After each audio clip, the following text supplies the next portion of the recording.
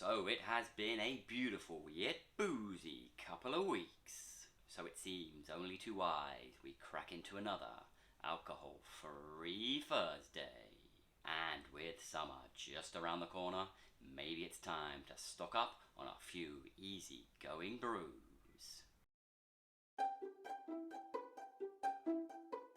And with this weekend's Pride celebrations kicking off all around us, it seemed like a perfect time to welcome back Wales's first and only LGBTAF Brewery, the ferocious Drop Bear. Now, their last brew definitely did tick a few boxes, so I am expecting a little more from this one, as it definitely sounds like my cup of tea, or cup of alcohol free, a Tropical IPA.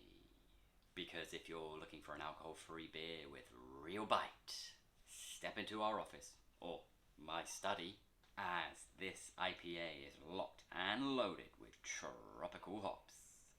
Those, of course, being the Citra, the Dorado, the Econaut, and the Simcoe. For an AF IPA that's out of this world. Notes of passion fruit, stone fruit, and citrus burst through a malty base, packing the very same punch as its full-strength alternative. Soak up some tropical vibes and drink bloody cold. Now, I do remember that last brew of theirs being pretty good, if not a slight touch on the malty side. I'm hoping those sweet tropical notes will give this one a little better balance. So let's continue to soak up those summer vibes and let's get pouring.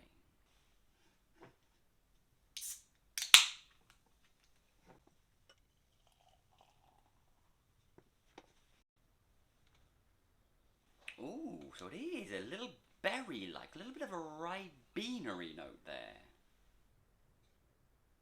And definitely quite malty too. You're getting that wheaty, getting that corn flaky vibe, which, if I'm not mistaken, was very, very similar to the last one. I almost wonder if it is the same brew with a different hop bill.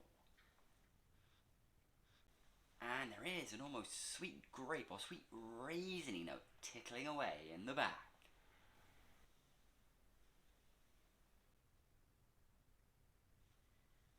And I must admit, it is quite malty right off the bat, and it definitely has more of a citrus kick than a tropical one.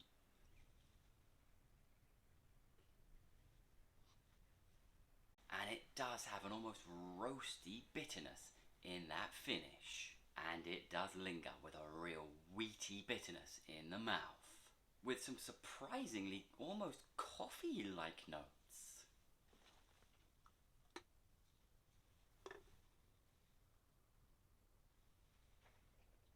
Now, I don't know if you can see this here on the can, but they've actually listed a whole wad of ingredients on there.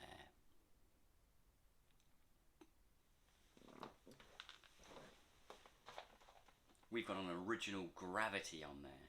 We've got the malts, which are pale Munich, wheat malts, caramel malts, dark crystal malts, an IBU of 45, the hop listings, and of course the added ingredients like barley, wheat and oats. Again, more than you see on your normal beers, but something I would like to see breweries across the land do infinitely more often.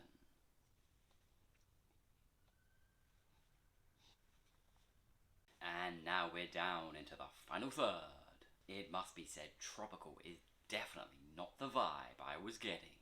Unless, of course, you consider farming to be particularly tropical, as it is very grainy and very malty throughout. And although there is a subtle citrus note that kicks in, it is those malts, and especially those darker malts, that really start to dominate, as it starts off quite cornflakey like before developing some real bready notes. And as you work your way down, you could almost confuse it for being a light porter or a mild, as you do pick up some noticeable roasty and almost coffee notes in there. And that finish, it's a real musty bitterness. Very wheaty, and it does linger long in the mouth. But here's where I've got to put out the hearty apologies.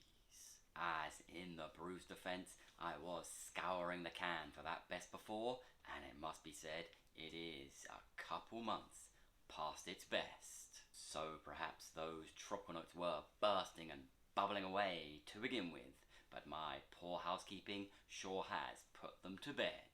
So with that bombshell, it wouldn't be right or fair to even give it a rating. All I can truly say is we may very well return for a proper review of this bad boy one day.